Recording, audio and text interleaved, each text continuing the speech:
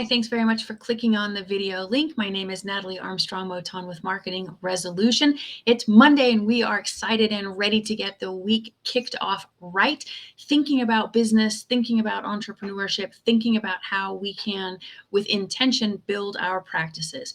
One of the aspects of practice development that I want to talk about today is when we're mediating with other cultures, other languages, or we're mediating in another country. And so if, for example, during COVID, with the greater acceptance of us being able to mediate via Zoom, your practice has gone international, this is one of the aspects that I want to talk about today for practice development. Before we do that, though, I've got my coffee. I hope you've got yours. Today, mine's just good old black coffee, little cream, little sugar, just keeping the basics. Good morning, Marilyn. Thanks very much for joining me. So one of the silver linings maybe of COVID, I hate to use that kind of terminology maybe when it was such a tragedy for so many people, but one of the things that we did really well as an industry was pivot to online. And so for a lot of us, that has opened up an international client base or prospective client base. Some of us, though, have practices already established in cities or regions that are multicultural. So if you live in a larger city or you live in Texas or California, Arizona, New Mexico, or up on the border with Canada, it depends on where you are and how you've built your practice. But you may have the opportunity to mediate or provide neutral services to different cultures, different languages, and that's what we're going to talk about today. Hey, Rick, how are things in Austin? Thanks for joining. So one of the things that you may have noticed about my business is that I live and work in lots of different places around the world. It's a great luxury. I love it. The life of a nomad definitely works for me. I only need a Wi-Fi signal to talk to people. So I happen to really like that. I like learning other languages, other cultures, other histories. I like the food, the music. I like all of it. For me, all of it is good. For a business to be successful in incorporating an international component, especially a business that deals with communication, it needs to be done with a little bit of forethought. So I've always found this book, I pulled it off my bookshelf for us, Kiss, Bow, or Shake Hands. And you may have heard about this book. It was quite popular for travelers, but there is one now that is just sales and marketing. So it's very specific for those of us who want to do business in another land, another culture, another language even. And so even if you are, let's say you've got a practice in Los Angeles, right? And from time to time, the clients that come into your office are from a different culture. They're Middle Eastern, for example. You want to be aware and sensitive of those cultural differences. It's always nice if you can at least say in that client's native language, hello, good morning, welcome, how are you? But do a little bit of research and find out what the communication preferences may be. Some cultures are much more formal. And so, for example, in lots of different cultures, I would never be called by my first name, always Mrs. Armstrong-Motin or Mrs. Motin or Madame Motin. So it's going to be a much more formal engagement. Some cultures find that American communication is a bit too aggressive, it's a bit too loud. And if that's the generalization of the culture with which you're dealing, you might want to think about turning down the volume a little bit, slowing it down, and going through some of those more formal icebreakers. If, though, you're dealing with someone from Scandinavia, for example, they do not truck with small talk, not even a little bit. They don't understand it. It's off-putting. It has a sense of deception almost to it. Why can't you just say what you mean to say? Just say it plainly. So it's a much more, I suppose, Calvinistic perspective of communication, right? For the same reason they have the beautiful windows and the drapes are always open. So it would behoove you as a business person, when you have these multinational, multicultural, multilingual opportunities, to sit down and do a little bit of research. And even if you do a little bit of research, again, these are with best intentions, they are generalizations, right? These are the stereotypes of a culture. There will always be an exception. And one of the things I learned that happened during COVID was that a lot of these cultural norms had to shift. So, for example, right now I'm in Normandy, France. And it used to be the culture that every time you met someone, either a stranger that you were being introduced to or someone that you knew, the first time you saw them during the course of a day, you would do the bisou, the kiss.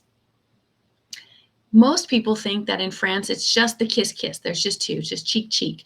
But depending on the region and the generation of the person and their personal preferences, it might be one kiss, like in Rennes.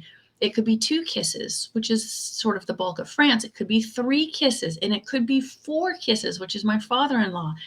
And there's no guidebook, there's no tech manual to tell you what these rules are. Now, some of that has stayed, but COVID changed some of that. And you witnessed it, you saw it. So some of us went to the fist bump. Some of us are doing, the elbow taps. Some of us are keeping quite a distance. Some of us are still online only. So all of these things have changed the way in which we communicate and conduct our businesses. But I will always recommend that you do your best to ask the open-ended question. And so, for example, if you had a bunch of French people in your office, you are definitely required to be on time. They may or may not be on time. To a French person, a lunch hour is a horror show. You can't possibly have a proper sit-down lunch in an hour's time. They're going to expect an hour and a half to a 2-hour lunch, and they're going to expect that everyone go to lunch at the same time. And this time, this siesta moment during the lunch hour is sacrosanct. You do not violate it. And so as the mediator, you want to be aware of your time management so that you can respect that preferred absolute break for a French client, right? And it might be different for a Japanese client, a Singaporean client, a Brazilian client. All of these different cultural norms need to be addressed. And if you don't know the norm, the best thing to do is use your mediator skills and just ask the open-ended question. And just say, I've never been to Brazil. I don't know what your expectation is for a lunch break. Could you tell me, please, what is your preference for the length of the lunch break? Do we all go at the same time? I don't want to offend you or your culture. So if you could educate me a little bit. And I've never lived in any country or experienced any other culture where I simply stated the fact that I don't know, and I don't mean to be disrespectful. Could you educate me? Could you help me? What is your preference? I've never had anyone be offended by that. I have learned that in many cultures, Americans smile too largely, speak too loudly, and are considered a bit aggressive. But you'll have to work on that on out for yourself about the culture that you're working with. But I think it's important. Learn a little bit of the language, do a little bit of research, and just say, I recently read a book about the Dutch culture. It's fascinating to me. Would you prefer that we start earlier, or would you prefer that we start later? Or how long would you prefer the lunch hour? Just ask the questions. But it's important to address, because this is one of those places that as a business person, we can get tripped up on these things.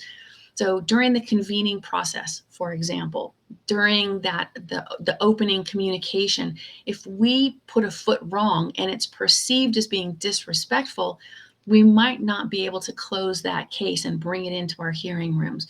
So we do want to be attentive. We do want to be respectful. And it's always fine to just ask the question. Always fine. And then do a little bit of research, back it up, learn a phrase or two of the language if you can. But I think that understanding that maybe your preferred cultural way is not always the only preferred cultural way, and that part of being in business is offering good customer service. And good customer service might come down to being sensitive to those various linguistic or cultural preferences and norms.